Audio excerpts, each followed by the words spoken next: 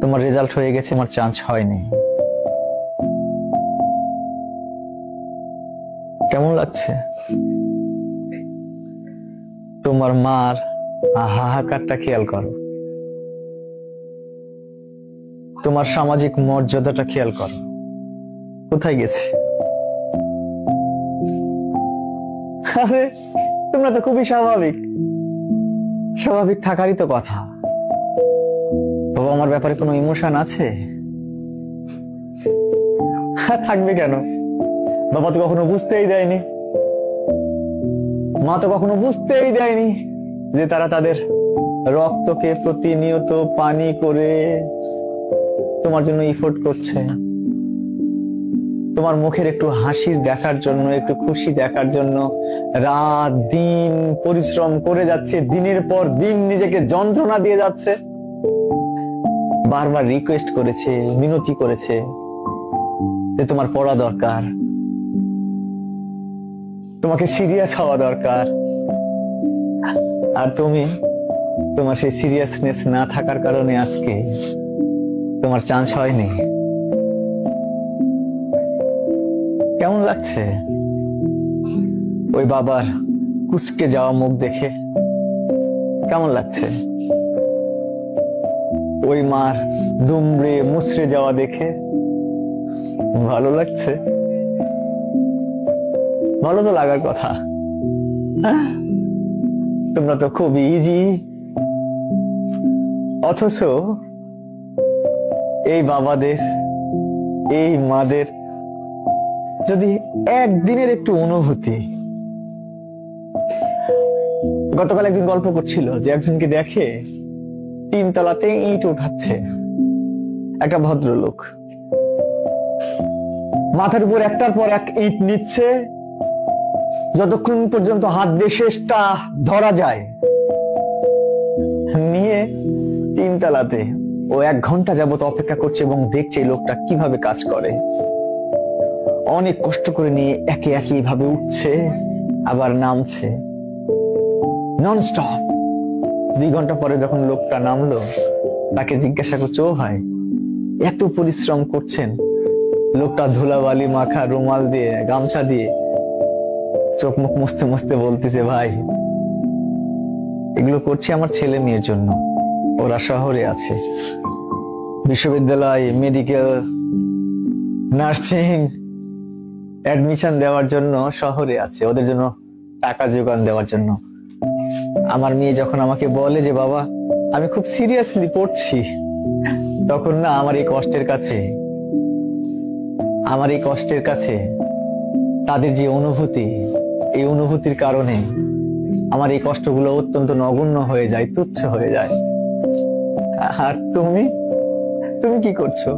সারাদিন ওরকম পরিশ্রম করবার পর তোমার বাবা 800 থেকে 1000 টাকা পাচ্ছে, আর তোমার মা, আমি আগে বুঝতাম না জানো, আগে জানতাম না, এখন বুঝি। আমার সন্তানটা যখন অসুস্থ হলো তখন আমি প্রার্থনা করি, ডাক্তারকে দেখাই, ওষুধ খাওয়াই, আর প্রার্থনা করি, আল্লাহ আমার ছেলে তো ছোট ছেলে, তুমি ওকে সুস্থ করে দাও, তুমি ওকে সুস্থ করে দাও। বারবার প্রার্থনা করবার পরেও আমার ছেলে সুস্থ যখন না হয়, তখন প্রার্থনা করি হাত তুলে যে আল্লাহ তুমি আমাকে অসুস্থ বানাও, কিন্তু আমার সন্তানকে সুস্থ করো। বিশ্বাস করো, প্রত্যেকটা বাবা মা সেম। আমি আগে বুঝিনি, আমি যখন বাবা হয়েছি আমি তখন বুঝি যে সন্তানের জন্য মায়ের বাবার কন্ট্রিবিউশনটা কি। আমি দেখেছি আমার বউকেও একই রকম ভাবে প্রার্থনা করতে। তুমি হয়তো ভাবছো, তুমি হয়তো দেখছো তোমার মা এখন খুব অর্ডিনারি, কিচ্ছু করে না, কিন্তু রান্না তো করছে। তুমি চোখ বন্ধ করে দেখো বুড়ি, তোমার মা ওই আগুনের দিকে চেয়েছে, মনে মনে ওই প্রার্থনাই করছে, আল্লাহ তোমার কাছে যদি বিনিময় লাগে তাহলে এই আগুনে তুমি আমাকে পোড়াও,